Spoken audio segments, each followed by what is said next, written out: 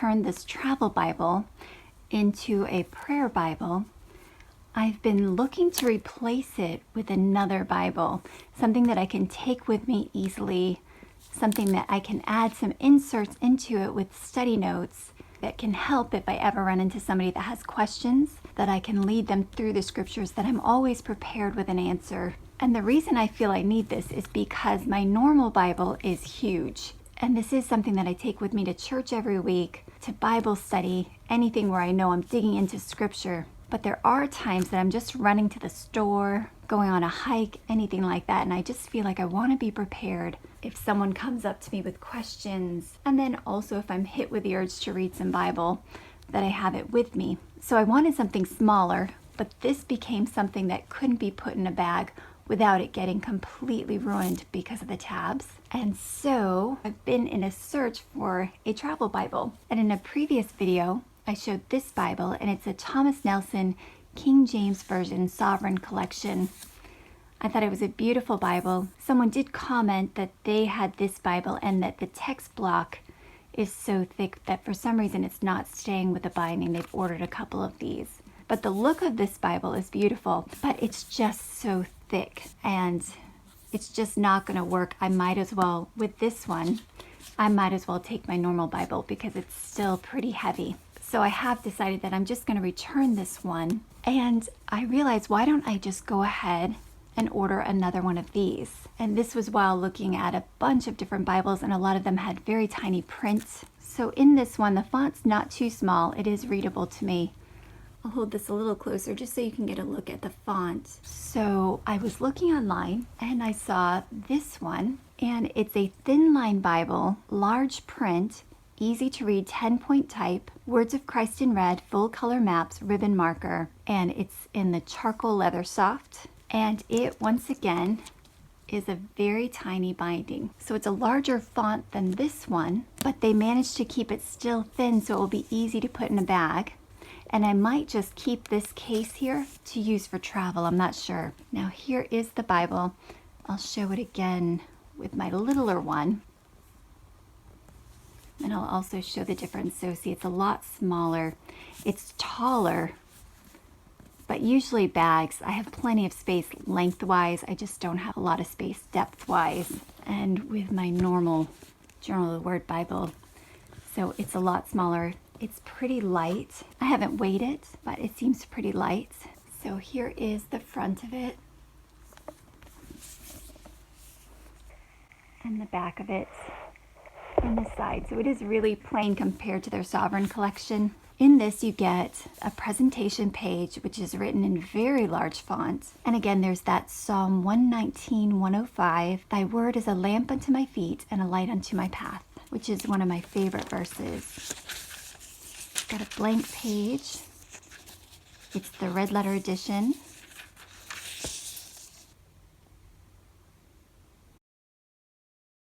And here's the table of contents.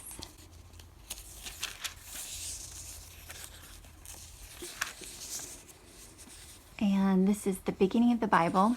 It is double columned, which is not something I really like personally, but I know it's very popular. There are no cross references.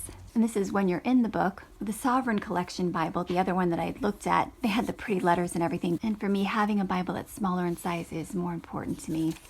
So here is the beginning of the next book. So they start it on a new page, which is something that I prefer. And the writing is very easy to read. Here's what Psalms looks like. So it's in the same format as the rest of the Bible. Here is the last page of the Old Testament. And then we have a blank New Testament sheet, and then right into Matthew. And then in this, the words of Christ are in red. And I'll zoom up on that. And just a look at the book of Revelation. This is where Revelation ends, and then there's a whole blank sheet, which I think is nice because you can add an insert at the end of Revelation.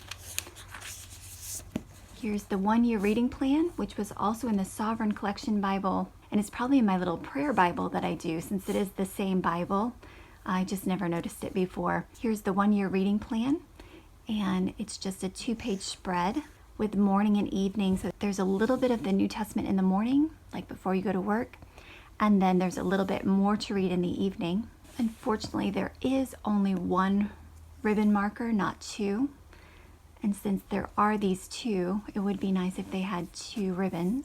But I tend to do my reading in my big note-taking Bible anyways, so it won't affect me too much, but maybe it'd be something, maybe it'd be a little project to add one more ribbon. And this reading plan does go in canonical order. And then on the next page, there's a blank page and then a 30 Days with Jesus. And this is nice because I might be able to stick an insert in with all of the Bible studies that I want to add to this.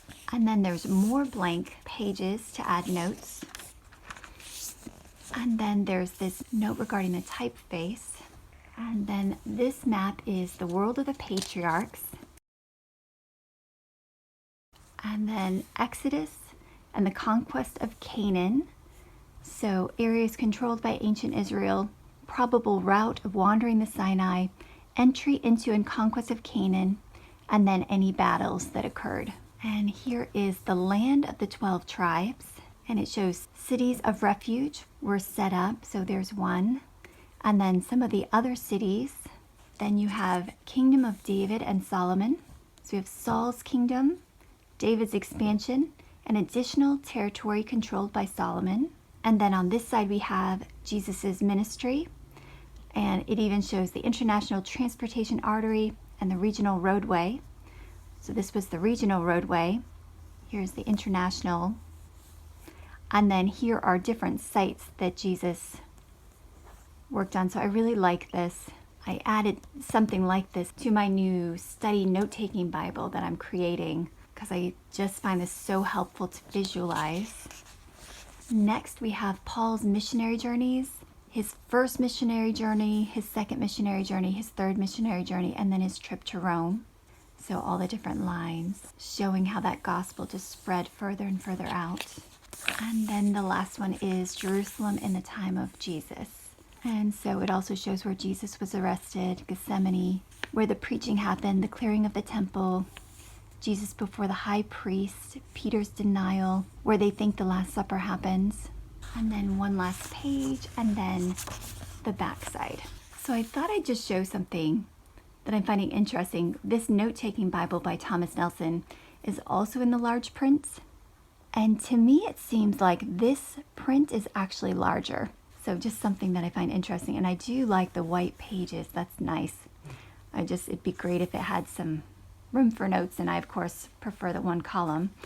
So I can't think of anything else to show. I'm not actually, as you can tell, I'm not a Bible review channel. I'm just showing as I go through and find things, what I'm actually using and what doesn't work for me. And I try and show the good and the bad. And of course, with this one, what I'm noticing with all of them is they don't actually lay flat. With my note-taking Bible, I can actually take a stack and just kind of press it down. And then when I come back, it'll lay flat. It'll convince itself to lay open. But with this Bible, even though it says in the box that it's lay flat, it just slowly walks itself up. And yeah, once you get to the middle of the Bible, it lays flat. But I don't know of any Bible that doesn't do that.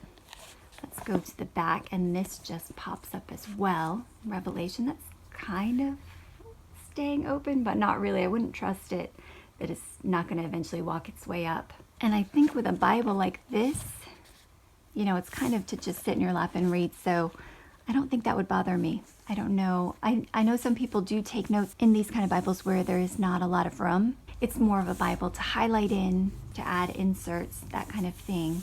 So it looks like I've made a decision. I'm going to keep this Bible and send the other Bible back. Because as I mentioned in the Sovereign Collection Bible video, it would be nice to have a Bible that I can hand to someone if they don't have a Bible, that they can go through. And so this is nice because the words are in large print.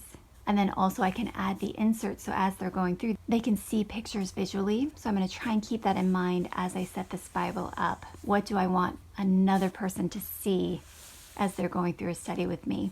So I'm pretty pleased with this Bible.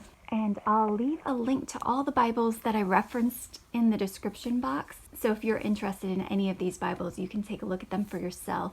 The one thing I will mention is this huge, chunky Bible on Amazon. They keep price gouging it. It can go from $34. I feel like when I first bought this, it was $29, but it's typically, I see it for $34 when I send the link to people, but sometimes it's up to $70. So I don't recommend Amazon.